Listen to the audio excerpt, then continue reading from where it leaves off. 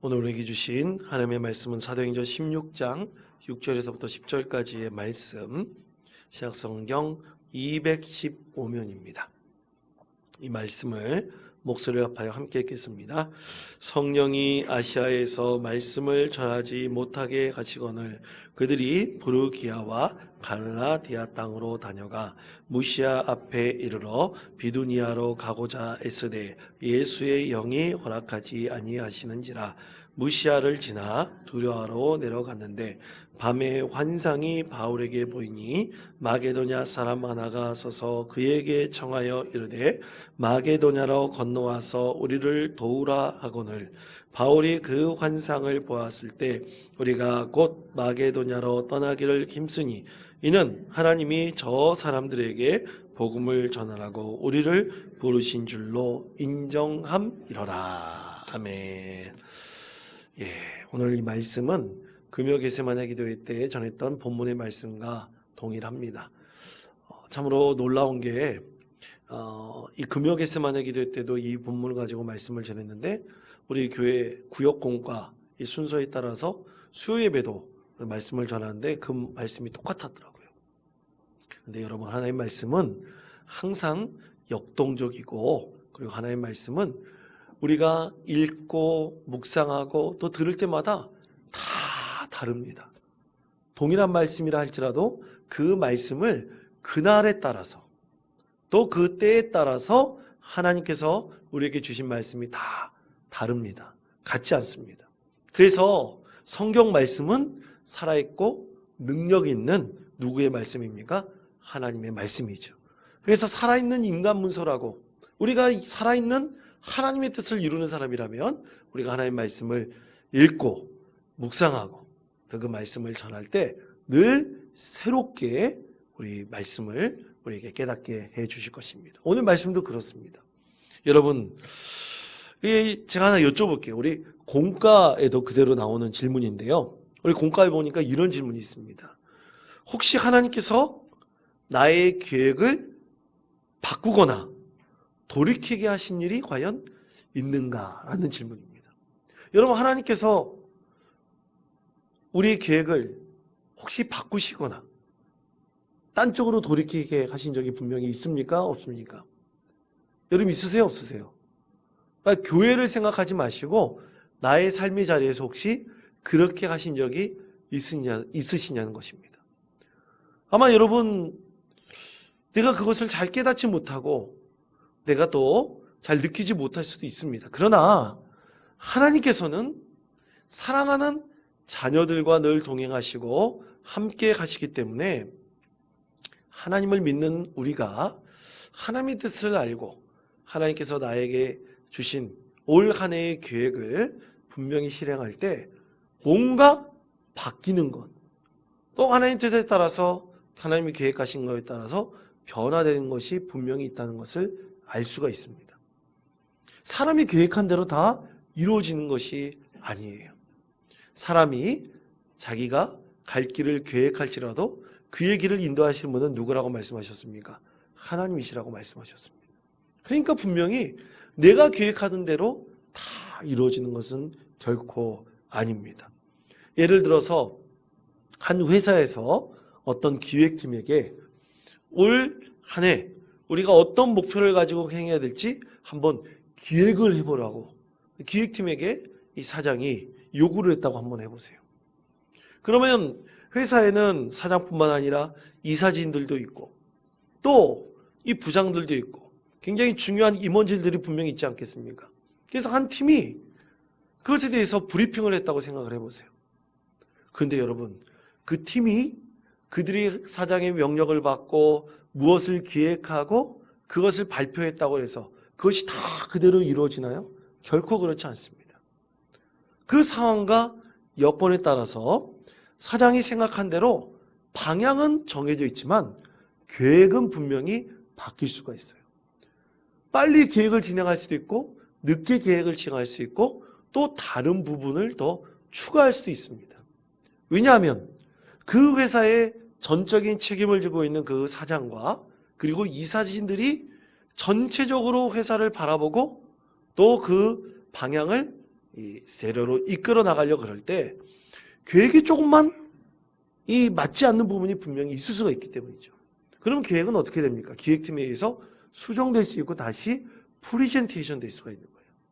그래서 합당한 그 회사가 이끌어갈 방향을 분명히 정할 수가 있는 것입니다.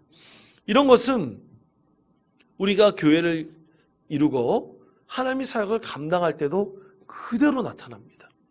여러분, 우리가 어떤 의도를 가지고 하나님의 뜻을 행한다 그럴 때 하나님께서는 그 의도와 계획을 완전히 바꾸시지는 않아요. 그런데 하나님께서는 그 계획 속에서 하나님의 뜻에 합당하게 방향을 바꿀 수도 있습니다. 분명히 방향을 바꿀 수도 있어요. 그것은 하나님의 전체적인 그 계획하에 이루어지는 이 방향이 바뀌는 것이다. 그렇게 말할 수가 있습니다. 예를 들어서 여러분 선교제 가면요, 굉장히 변화무쌍한 일들이 많이 있습니다. 우리가 계획한 대로 다 하지 못하고 돌아오는 경우도 굉장히 많고요. 그리고 갑자기 그 나라의 상황이 바뀌어가지고 아무것도 하지 못하고 돌아오는 경우도 있어요. 예전에 선교했던 교회에서 요르단에 선교를 갔을 때였습니다. 요르단에 선교를 갔는데 요르단에 이 상황이 너무나 좋지 않았어요. 이 이스라엘과 이 요르단 사이에 여러 가지 갈등이 있어가지고 요르단에서 이 사역을 하는데 이 기독교인들이 마음대로 사역하지 못하도록 막는 것입니다. 그래서 선교지에 가가지고 아무것도 하지 못하고 그냥 돌아온 적도 있었어요. 목표하고 계획한 것을 아무것도 이루지 못하고 돌아온 적도 있었습니다. 또 동남아시아 쪽에 선교를 갔거든요. 동남아시아 쪽에 베트남, 캄보디아 같은 경우는 사회주의 국가 아닙니까? 그런데 굉장히 가난한 나라예요. 특히 캄보디아 같은 경우는 제가 선교 그때 사역을 감당할 때 있어서 굉장히 가난한 나라였어요. 그래서 교회에서 선교지에 이 캄보디아에 파송을 했는데 파송한 곳에서 그 공안이나 또 공무원이 이 사역을 허락하지 않으면 아무것도 못합니다. 전도하는 거 다 알아요. 그러면서 노골적으로 뭘 요구하냐면 돈을 요구할 때가 있어요. 그런데 그 계획 속에는, 선교의 계획 속에는 돈을 주거나 그런 것이 포함되어 있지 않았거든요. 그러면 어떻게 해서든지 선교 비용이 아니라 다른 쪽에서도 돈을 마련해가지고 줄 수밖에 없어요. 그렇지 않으면 아무 사역도 못하고 그날로 그 나라에서 쫓겨날 수도 있는 것입니다. 그런 일들이 비일비재하게 선교 지역에서는 일어납니다. 선교에 있어서 변화무쌍한 일들이 너무나 많이 일어나기 때문에 우리는 하나님의 계획, 그것이 선교하는 것이라면 그 안에서 방향도 바뀔 수가 있고 또 여러 가지 계획도 수정될 수가 있는 거예요. 하나님의 뜻이 선교하는 것이라면 그 안에서 많은 것들이 일어나고 변화될 수가 있습니다. 오늘 말씀도 바로 그런 것이에요. 하나님께서는 바울 사도의 선한 의도를 너무나 잘 알고 계셨어요. 그런데 하나님께서 그 선한 의도는 바뀌지 않고 하나님께서 방향을 바꾸셨습니다. 그 방향을 바꾸신 것에 대한 말씀이 바로 오늘 우리에게 주신 하나님의 말씀이죠. 자, 그러면 하나님께서 왜 그 방향을 바꾸셨을까? 우리는 그 이유는 정확히 모릅니다. 그렇지만 영적인 감각이 있는 그리스도인은 하나님께서 그 방향을 바꾸신다는 것을 분명히 알 수가 있습니다. 그래서 방향을 바꾸셔서 하나님의 선하신 뜻을 이룬다는 것을 우린 감각적으로, 영적인 감각으로 알 수가 있습니다. 그렇다면 이런 상황에서 복음을 전하는 우리들, 우리 교회에서 이 지역에 복음을 전하고 또 우리도 꿈을 꾸고 소망을 가지면서 선교 지역에 가가지고 우리도 선교도 할 수도 있지 않겠습니까? 앞으로 하나님께서 우리 원통교회를 통해서 이루시고자 하신 것이 얼마나 많이 있겠습니까? 또 여러분의 개인적인 삶의 자리에서 하나님께서 영광 받으시려고 할 때 그 계획이 얼마나 바뀌고 변화될 수도 있겠습니까?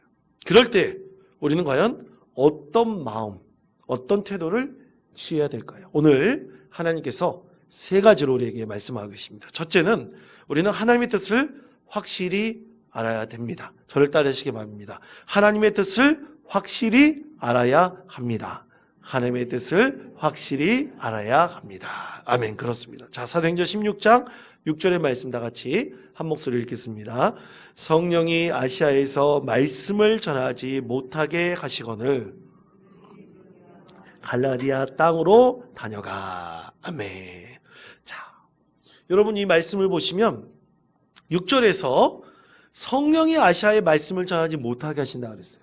그런데 그 뒤에 말씀에 보시면 또 9절에 보면 마게도냐의 환상을, 마게도냐 사람이 건너라는 환상을 봐요. 그러니까 하나님께서 한 번 막으신 것이 아니라 두 번, 세 번 어떻게 하신 겁니까? 막으신 거예요. 두 번, 세 번 막고 그 뜻을 확실히 바울 사도도 알게 되었던 것이죠. 자, 그런데 여러분, 하나님께서 그럼 어떻게 막으셨는가? 사진 하나를 봐주시기 바랍니다. 이 사진을 보시면 바울의, 잘 보이십니까? 바울의 2차 전도 여행의 그 행선지예요. 지나갔던 행선지입니다. 여러분 그 주황색으로 표시되어 있는 부분이 있죠.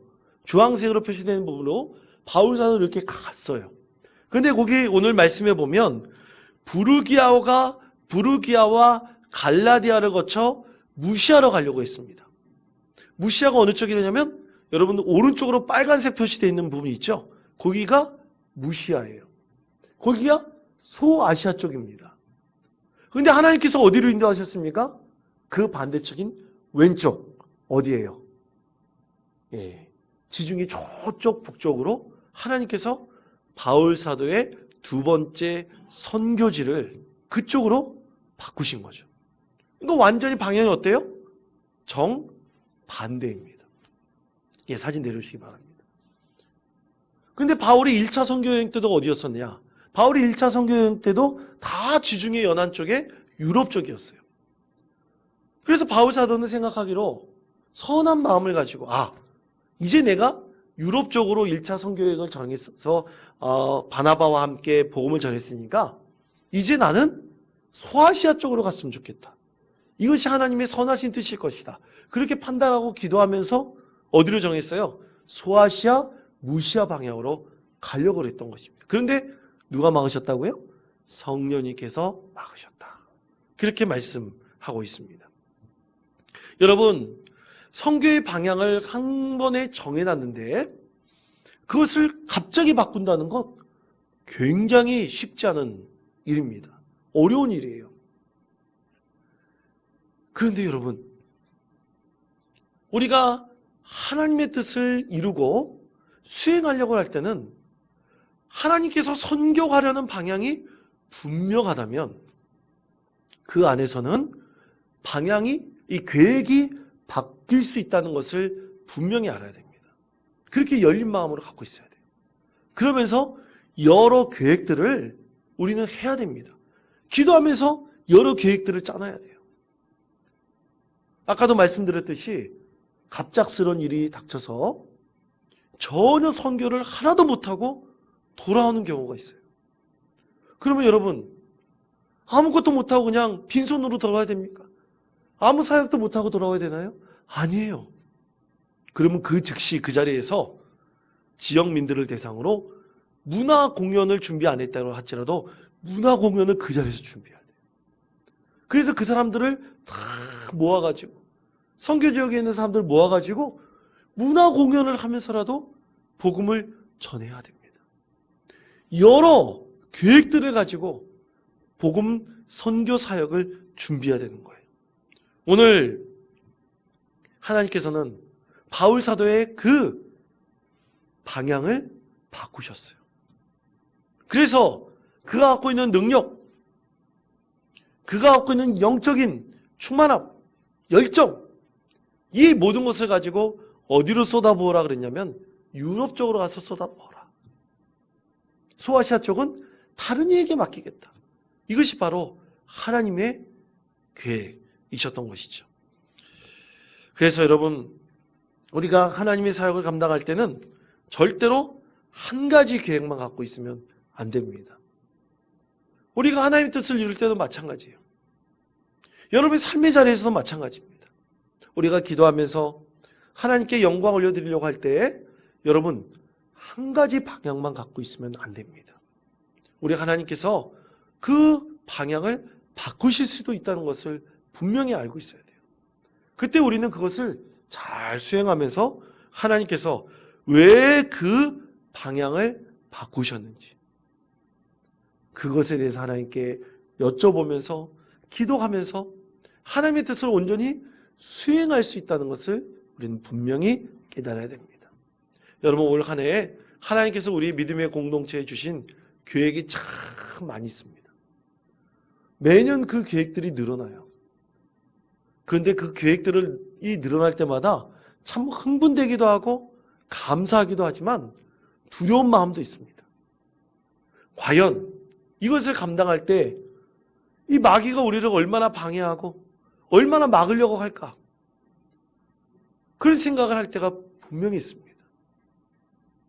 어떻게 보면 그 방향은 맞다 할지라도 계획이 수정될 수도 있어요. 방해 때문에 수정될 수도 있어요. 그러나 성도 여러분, 우리가 하나님께서 원하시는 이 방향이 있다는 것을 여러분 분명히 아시고 그 방향이 바뀌지 않고 계획이 바뀐다 할지라도 하나님께서 그 계획 가운데 분명히 함께 하신다는 것을 여러분 믿고 기도하셔야 됩니다. 그렇다면 하나님께서 결국에는 모든 것을 하나님께 영광 올려드릴 수 있도록 우리에게 은혜를 베풀어 주실 것입니다. 그러므로 복음을 전하는 우리는 늘 하나님의 뜻과 계획이 어떻게 펼쳐지는지를 분명히 알아야 됩니다. 그러기 위해서 내 마음이 열린 마음이 있어야 돼요. 한 마음만 있으면 안 됩니다. 이렇게 돼야 된다. 이렇게만 해야 된다. 그렇게 하면 안 돼요. 열린 마음으로 하나님께서 우리의 방향이 맞다면 그 방향 속에서 많은 계획이 변동될 수 있다는 것을 깨닫고 우리 그것을 마음으로 잘 받아들여서 하나님 뜻을 분명히 이루어야 합니다. 두 번째는 이것이에요. 모든 것을 복음의 관점에서 행해야 합니다. 저를 따르시기 바랍니다. 모든 것을 복음의 관점에서 행해야 합니다. 반드시 그래야 됩니다. 자, 사도행전 16장 10절의 말씀 다 같이 한 목소리로 읽겠습니다. 바울이 그 환상을 보았을 때 힘쓰니 이는 하나님이 저 사람들에게 복음을 전하라고 우리를 부르신 줄로 인정함이러라. 아멘. 자, 바울 사도는 마게도냐 사람의 환상을 본 이후에 곧 마게도냐로 떠나기를 힘쓰니라고 말씀하고 있어요. 시간을 지체했습니까? 안 했습니까? 그렇지 않았어요. 그 즉시 떠났어요. 그리고 그 10절 뒷부분에 보면 하나님이 저 사람들에게 마게도냐 사람들에게 복음을 전한 것이라고 바울 사도가 이제 인정을 하고 받아들였다는 얘기죠. 그렇게 될 수 있었던 것은 뭡니까? 이 모든 것이 복음의 관점에서 그가 생각하고 기도하며 판단했기 때문입니다. 사랑하는 성도 여러분, 우리 그리스도인들은 항상 무슨 관점으로 하나님의 사역을 바라봐야 되고 판단해야 됩니까? 복음의 관점입니다. 아멘? 정말 복음의 관점으로 판단해야 됩니다. 우리가 결정하는 모든 것들이 정말 하나님 영광을 위한 복음의 관점인가 아닌가? 그러면 방향이 분명해져요. 그러면 뭐든지 바꿀 수가 있어요. 그런데 전혀 엉뚱한 관점으로 교회를 이끌어가려고 그러고 자신이 그리스도인 됨 이것이 복음의 관점에서 모든 것을 생각하고 이뤄야 되는데 엉뚱하게 다른 방향으로 틀려가는 것이 있습니다. 그것은 결코 하나님의 뜻이 아니죠. 사랑하는 성도 여러분, 우리가 신앙생활할 때 반드시 복음의 관점에서 우리의 믿음을 온전히 세워나갈 수 있는 저와 여러분 되시기를 권면드립니다. 여태까지 훈련받을 때 저도 이 복음의 관점이라는 건 잘 몰랐어요. 신학교 졸업하고 곧바로 사역에 뛰어들었을 때요, 잘 몰랐어요. 정말 몰랐습니다. 목회자 훈련받은 사람도 잘 모를 때가 있습니다. 근데 사역의 현장 속에서 부딪혀보고 눈물도 흘려보고 그리고 많은 경험을 해보면서 우리가 행하는 모든 것들은 반드시 복음의 관점에서 행해야 되겠구나. 복음의 관점에서 행하지 않는다면 하나님께서 기뻐하지 않는구나. 우리는 그것을 분명히 알 수가 있습니다. 예전에 섬겼던 교회 담임 목사님께서 우리 부교학자들을 데리고 가르치시며 세미나 할 때가 있었어요. 항상 설교할 때도 그 얘기를 하셨어요. 부교육자들한테 설교할 때 반드시 복음의 관점에서만 설교하라고. 다른 얘기로 설교하지 말라고. 항상 복음의 관점에 집중해서 하나님의 말씀을 전하라고 말씀하셨습니다. 그래서 세상이 이렇고 저렇고 하는 얘기 많이 하지 말라 그러셨어요. 왜냐하면 그것은 하나님께서 원하시는 방향이 아니기 때문이라. 우리에게 그렇게 가르치시고 자신의 경험을 말씀해 주셨습니다. 여러분, 그렇습니다. 우리 믿음의 사람들은 항상 행동할 때 있어서 복음의 관점에서 행해야 되고요. 교회의 조직도 다 복음의 관점에서 이루어 가야 됩니다. 여러분, 교회는 어떤 조직일까요? 교회가 사적 조직입니까? 공적 조직입니까? 여러분, 사적 조직이에요? 공적 조직입니까? 답 못하시는 분들이 있어요. 아니, 우리끼리 모여서 신앙생활 하니까 사적 조직 아니야? 우리가 이 세상에서 하나님 뜻을 이루니까 공적 조직 아니야? 내가 생각하는 관점이 다 틀려요. 그러나 여러분, 교회는 하나님의 나라를 이루는 공적 조직입니다. 결코 사적 조직이 아니에요. 교회에서 그래서 행정 시스템도 공적이어야 돼요. 사적으로 준비하고 사적으로 행하면 안 됩니다. 하나님의 법에 따라서 해야 되고 체계가 있어야 되고 하나님께서 그것을 우리를 통해서 원하시는 거예요. 그래서 책임질 위치에 있는 사람은 반드시 책임 있는 행동을 해야 되고 하나님의 뜻을 반드시 이루어야 되는 것입니다. 바울 사도가 사역을 할 때 자기 마음대로 했나요? 자기 마음대로 하면 사적이죠. 자기 원하는 대로 했나요? 그럼 자기만을 위한 거죠. 그러나 바울 사도는 하나님 뜻을 행할 때 오늘 16장 10절 뒷부분에 있는 말씀을 다시 한번 보시기 바랍니다. 이는 하나님이 저 사람들에게 복음을 전하라고 우리를 부르신 줄로 인정합니다. 하나님께서 말씀하신 그대로 복음의 관점대로 그는 모든 것을 행하고 판단했다는 것을 우리는 이 말씀을 통해서 분명히 알 수가 있습니다. 사랑하는 성도 여러분, 그리스도인은 반드시 그리스도인다워야 됩니다. 아멘? 어떻게 달라야 됩니까?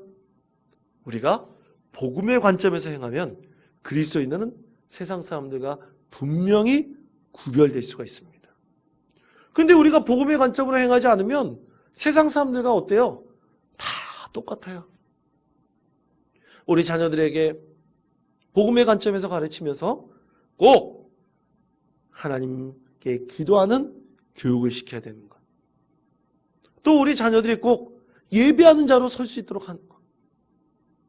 하나님을 바라보는 믿음의 삶을 살도록 인도하는 것. 다 무슨 관점으로 하는 것입니까? 복음의 관점으로. 우리 하나님께서 그렇게 양육하고 가르치라고 말씀하신 것입니다. 그러므로 사랑하는 성도 여러분, 우리가 하나님의 뜻과 계획을 나의 삶의 자리에서 수행할 때도요, 반드시 우리가 이 복음의 관점을 잊지 말고 나의 생각과 마음도 항상 복음의 관점에서 판단하고 그렇게 복음의 관점에서 하나님 뜻을 이루어갈 수 있는 믿음의 성도 되시기를 간절히 축원드립니다. 마지막 세 번째는 이것입니다. 복음을 전하며 하나님께 순종해야 합니다. 저를 따라해 주시기 바랍니다. 복음을 전하며 하나님께 순종해야 합니다. 하나님께 순종해야 합니다. 그렇습니다. 우리는 오직 순종으로 하나님의 뜻을 감당해야 합니다. 근데 여러분, 순종할 때 가장 필요한 것이 뭘까요? 한마디로 그것은 self-sacrifice, 자기 희생입니다. 자기 희생이 없는 순종은 없어요. 예수님께서는 자기 희생으로 순종의 본을 보이셨습니다.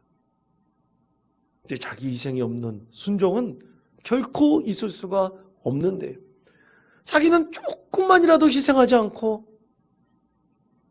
하나님의 뜻을 이룬다? 불가능합니다. 있을 수가 없습니다.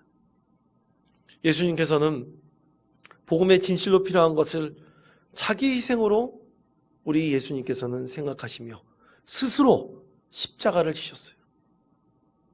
남이 강요해서 진 게 아닙니다. 하나님께서 지라고 한 것이 아닙니다. 그 쓴잔을 받기를 원치 않으셨지만 우리 예수님께서는 스스로 그 쓴잔을 받으시고 골고다 언덕길을 스스로 올라가셨던 것입니다. 그렇게 자기 희생이 없다면 우리는 하나님께 온전히 순종할 수가 없습니다. 그럼 자기 희생이 뭘까요? 첫째는 물질이 될 수도 있고요. 둘째는 시간이 될 수 있습니다. 셋째는 나의 육체적인 희생이 될 수가 있어요. 네 번째는 내 마음의 희생이 될 수가 있습니다. 참 우스갯소리로 어떤 교회의 한 장로님이 병원을 갔대요. 몸이 너무나 안 좋아가지고 병원을 갔대요. 예전에 한번 말씀드린 적이 있습니다. 근데 병원에 갔는데 병원 의사가 왜 이렇게 스트레스를 많이 받는 얘기? 스트레스 받지 마시라고. 그러면서 하시는 얘기가 그 의사 선생님이 그 장로님이 교회 다니지 모르고 교회에 나가보세요. 그렇게 얘기를 했다고 합니다.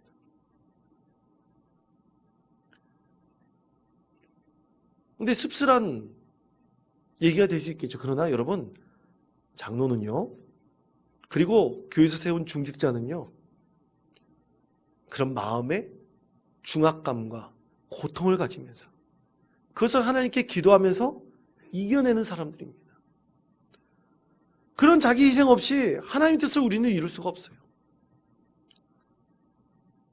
여러분, 이런 희생 없이 어찌 우리가 하나님 나라를 온전히 세워나갈 수 있겠습니까? 불가능한 일이죠. 여러분, 그러므로 바울 사도가 얼마나 마음의 고통을 받았는지, 그리고 그가 얼마나 희생했는지 그가 쓴 13권의 편지를 통해서 우리는 너무나 잘 알 수 있습니다. 여러분, 바울 사도는요, 고린도 교회 성도들에게 엄청난 비난을 받았어요. 심지어 어떤 얘기까지 들었는지 아세요? 성경 말씀이니까 굉장히 거룩하게 표현되어 있는 것 같죠.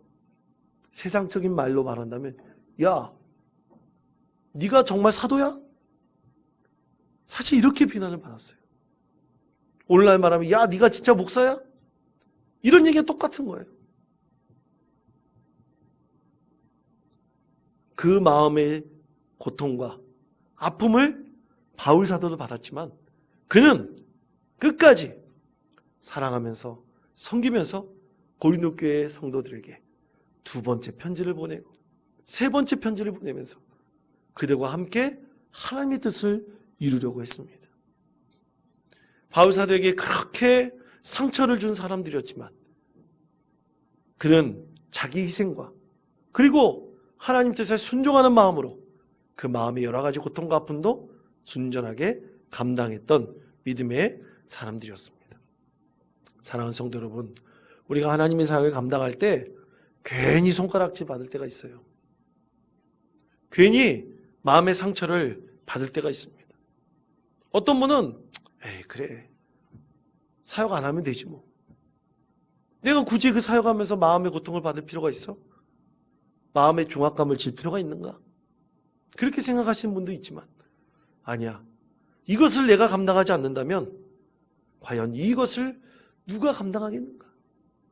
마음의 고통과 아픔도 있지만 그 쓰라림이 있지만 그것을 가지고 하나님 뜻을 온전히 감당하려고 하는 신실한 바울 사도 같은 사람이 있었기에 그 복음은 계속해서 전파되었고 전 유럽에 하나님 뜻을 이룰 수 있었던 것입니다.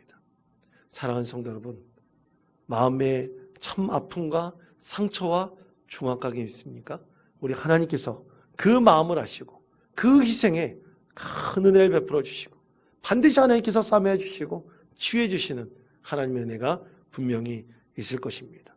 하나님께서 그 마음이 오직 하나님께로 향해 있다면 그를 통해서 역사하시고 그에게 큰 은혜를 베풀어 주실 것입니다. 그러므로 사랑하는 성도 여러분, 오늘 말씀의 의미를 깊이 깨닫고 우리가 복음을 전할 때 과연 어떤 마음과 어떤 태도로 하나님께 주신 이 복음을 온전하게 전하고 이것을 잘 감당할 수 있을지 오늘 말씀의 의미를 깊이 깨닫고 오늘 바울 사도가 그렇게 원했던 이 선교의 방향이 잠시 바뀌었지만 하나님의 온전하신 뜻을 이루었던 귀한 사역이었다는 것을 여러분도 깊이 생각하시며 우리가 하나님께 감당하는 모든 것이 하나님 뜻에 반드시 합력하여 선을 이룰 것입니다. 이런 소망을 가지고 하나님 뜻을 이루어갈 수 있는 믿음의 성도 되시기를 간절히 축원드립니다.